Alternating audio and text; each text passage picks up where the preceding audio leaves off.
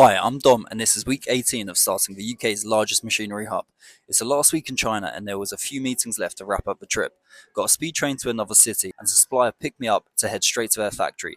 This factory was huge, and it was nuts to see that they specialise in wheel loaders from 1 tonne all the way up to 20-tonne models.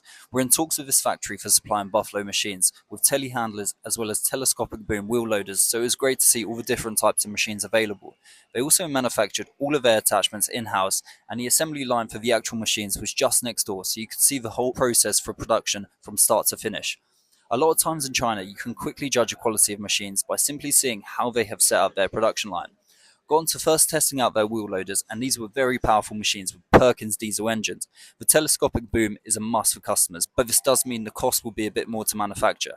The most important machine for testing was this telehandler, as these are incredibly expensive in the UK, so as long as we find a reliable supplier in China with strong quality control, this will be a no-brainer to bring into the Buffalo range.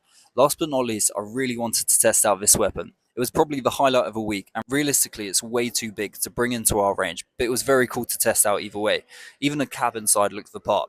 Managed to squish in a quick factory tour video for socials, showing off a production line as well as the machine parts, and then of course it was time for more food. The owner took me to his local restaurant, and even at the small restaurants in China, you've got hundreds of food options and they don't disappoint. This time featuring a questionable amount of dumplings. With the day almost finished, there was one meeting left, this time with a factory for clothes, as I needed to get some merch for Buffalo machines. Again, the service in China is nuts, and within 24 hours they delivered 50 custom shirts for less than $30.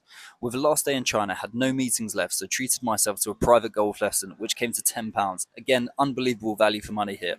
Of course, I could not leave China without a last round of Beijing duck. This never gets old, and I can't recommend it enough if you're travelling here. And with that done, it was time to head to the airport, which even had a 7-Eleven inside. Anyway, 13 hours later, and I was back in rainy England. And that was week 18 done. Drop a follow if you'd like to see the journey, and thanks for watching.